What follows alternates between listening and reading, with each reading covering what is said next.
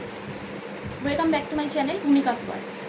আজকে আমি যে টপিকটা নিয়ে কথা বলবো সেটা হলো টাইম ম্যানেজমেন্ট।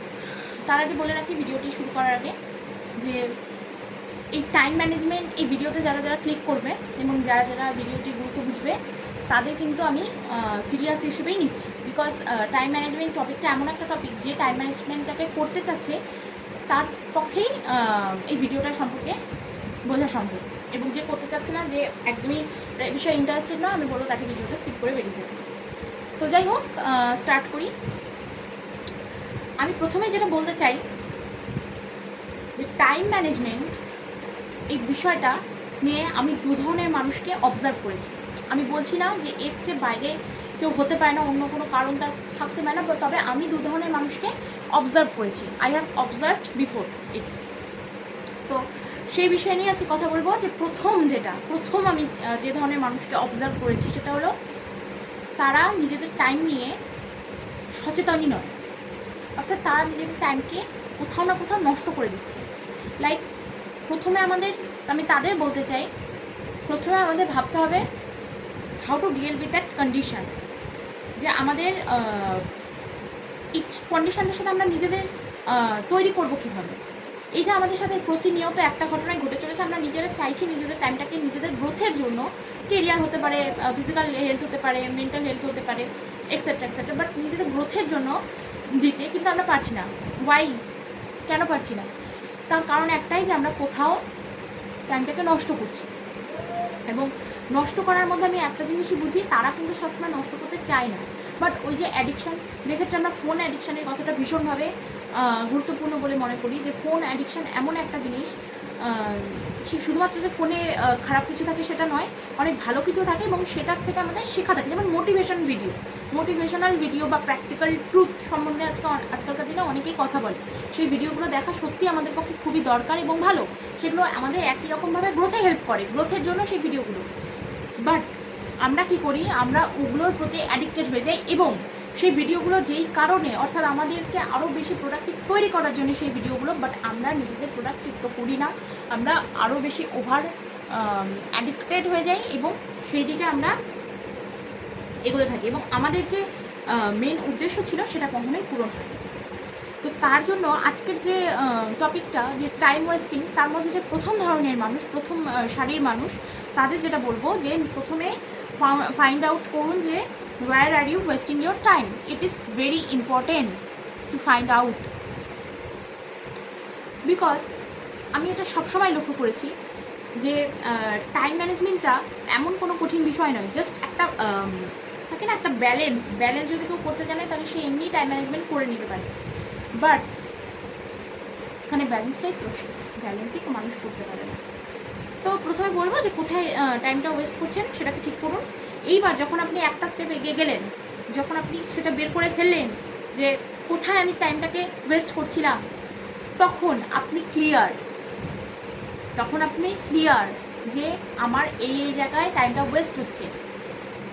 সেটা এমনও হয়, আমার ক্ষেত্রেও যেটা হয় যে গান শোনা, আমি গান শুনতে ভীষণ ভালোবাসি আমার ফাঁকা সময়। এবার গান শুনতে শুনতে কখন যে আমি অতিরিক্ত গান শুনে ফেলছি, এবং 1টা 2টো 3টে 4টে 5টা 6টা 7টা 8টা 9টা 10টা অবধি আমার গান শোনা হয়ে গেল, কিন্তু আমি ব্রেক নিয়ে ঠিক করেছিলাম আমি আমার কাছ থেকে ব্রেক নেব হয়তো 10 মিনিটের জন্য, 2টো গান শুনবো, আমার হয়ে গেল। কিন্তু আমি সেটা করলাম না, আমি 10টা গান শুনে ফেলেছি 2টোর নামে, কিন্তু আমি বুঝতেই পারিনি। তো আমি ওখানে আমার টাইমটা আধা ঘন্টা টাইম নষ্ট করে ফেললাম। এবার আমি তো 10 মিনিটের ব্রেক নিয়েছিলাম, এবার 20 মিনিট কোথায় গেল? এবার আমার ওরকম করে হয়তো সেক্টর ভাগ করা ছিল যে এই সেকশানে আমি এটা আমার করবো, এই সেকশানে আমি এটা করবো, এবার 10 মিনিটের ব্রেক, তারপরে যে সময়টা থেকে এটা হয়তো আরও 2 ঘন্টা করবো। এবার সেখানে আমার 10 মিনিটের বদলে আরও এক্সট্রা 20 মিনিট, 10 মিনিটের পরিবর্তে নষ্ট হয়ে গেল।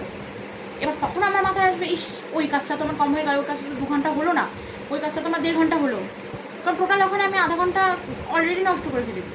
তো এই যে ফাইন্ড আউট করাটা, নিজের মধ্যে ফাইন্ড আউট করাটা, এটা আমিও অনেক দীর্ঘদিন এটা নিয়ে ভোগার পর আমি অনেক কষ্ট করে সেটাকে অবজার্ভ করেছি, এবং তার জন্য আমি এই ভিডিওটা করছি আপনাদের সাথে শেয়ার করার জন্য যে কীভাবে নষ্ট হয় আসল টাইমটা। এবং দিন শেষে যখন আমাদের টার্গেটগুলো পূরণ হয় না, তখন সত্যি ভীষণ খারাপ লাগে, কারণ আমরা প্রত্যেকে চাই নিজেদের কাজগুলোকে ঠিকঠাকভাবে কমপ্লিট করতে, যেই প্রফেশনে আছে। বাট যখন সেটা হয় না এবং আমরা মন থেকে যখন সেটা চাই, তখন তার মতো খারাপ লাগার কিছু হয় না।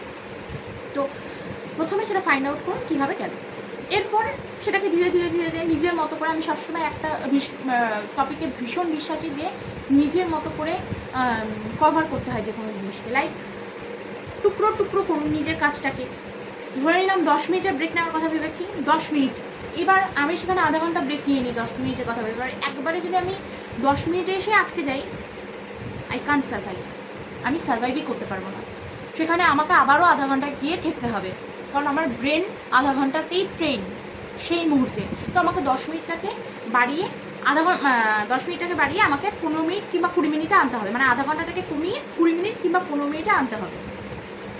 যে 10 মিনিটে তো আমাকে কমপ্লিট করা সম্ভবই নয় আমার, কারণ আমার অলরেডি 10 মিনিটের চেয়ে বেশি টাইম ওয়েস্ট হয়ে গেছে এবং আমার ব্রেন ওভাবে, মানে এতদিন ধরে আমি ওভাবেই কাজ করে এসেছি, তাহলে আমি কী করে সম্ভব একদিনে নিজেকে পরিবর্তন করা?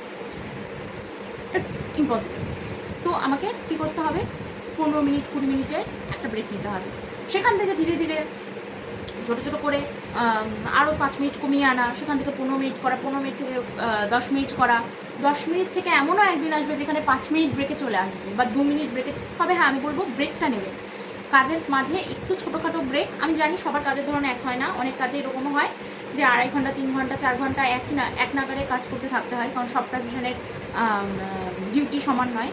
তবে চেষ্টা করবেন যতটুকু পারা যায় কারোর সাথে তুলনা না দিয়ে নিজের মতো করে একটা হালকা ব্রেক নিয়ে নেওয়া। সেখানে একটু যদি সিটিং জব হয়, ডেস্ক ওয়ার্ক হয়, তাহলে একটু হাঁটাহাঁটি করে নেওয়া, একটু জল খেয়ে নেওয়া, ইত্যাদি ইত্যাদি চেষ্টা করবেন।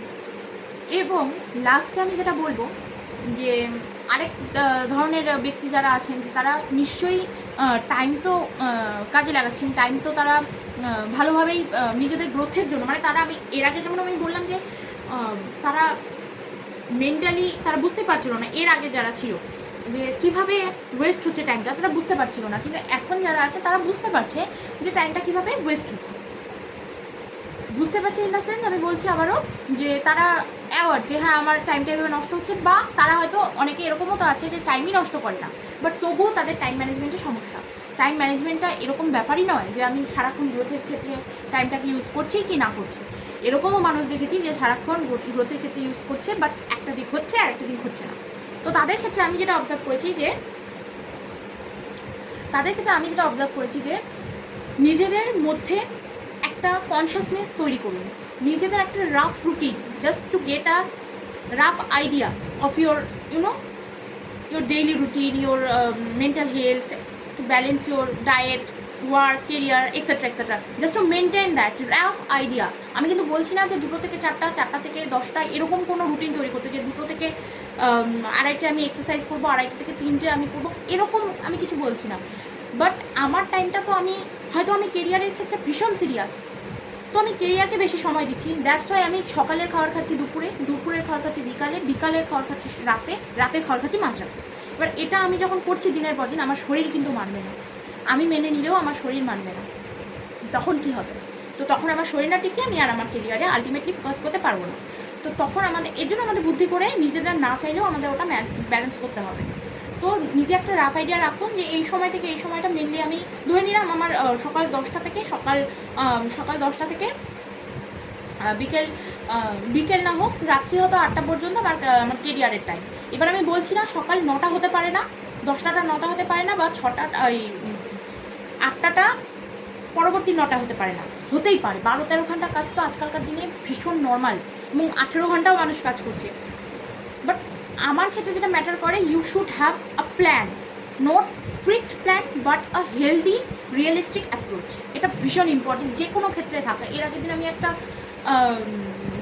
একটা ভিডিও করেছি, সেখানে আমি রিয়েলিস্টিক অ্যাপ্রোচের কথা আমি বলেছি। তো যে কোনো ক্ষেত্রে রিয়েলিস্টিক অ্যাপ্রোচ, প্র্যাকটিক্যাল অ্যাপ্রোচটাকে রাখার চেষ্টা করুন। নিজে একটা প্ল্যান বানান, সেই প্ল্যান অনুযায়ী চেষ্টা করুন ফলো করার।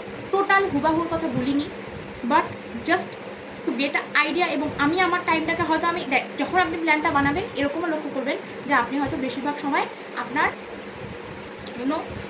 হয়তো কেরিয়ারের দিকে দিয়ে ফেলছে, তখন আপনি ফাইন্ড আউট করতে পারবেন আপনার কোন গ্রোথের দিকে আপনি বেশি দিয়ে ফেলছেন এবং কোন গ্রোথের দিকে আপনি একদম দিচ্ছেন না, কোন দিকটাতে আপনি একদম নজরে দিতে পারছেন না, কোন দিকটাতে এত বেশি দিচ্ছেন তাই। তখন সেটাকে আপনি ফাইন্ড আউট করতে পারবেন। তো তখন হয়তো দেখলেন যে আপনি আপনার কেরিয়ারের জন্য ওভার প্রোটেক্টিভ এবং অত্যাধিক আপনি টেনশনের কারণে যে ভবিষ্যৎটা কতটা সেভ করা যায়, অমুক তমুক ইত্যাদি, এগুলো তো থাকা দরকার, বাট ওভার প্রোটেক্টিভ আমি শব্দটা বললাম, এগুলোর কারণে আপনি অত্যাধিক বেশি কাজ করে ফেলছেন। এবার তার জন্য আপনি খেতেও পারছেন না ঠিকঠাক, আপনার এক্সারসাইজও হচ্ছে না, আপনার মেন্টাল হেলথ তো একদম শেষ। তো এতে কোনো লাভ নেই।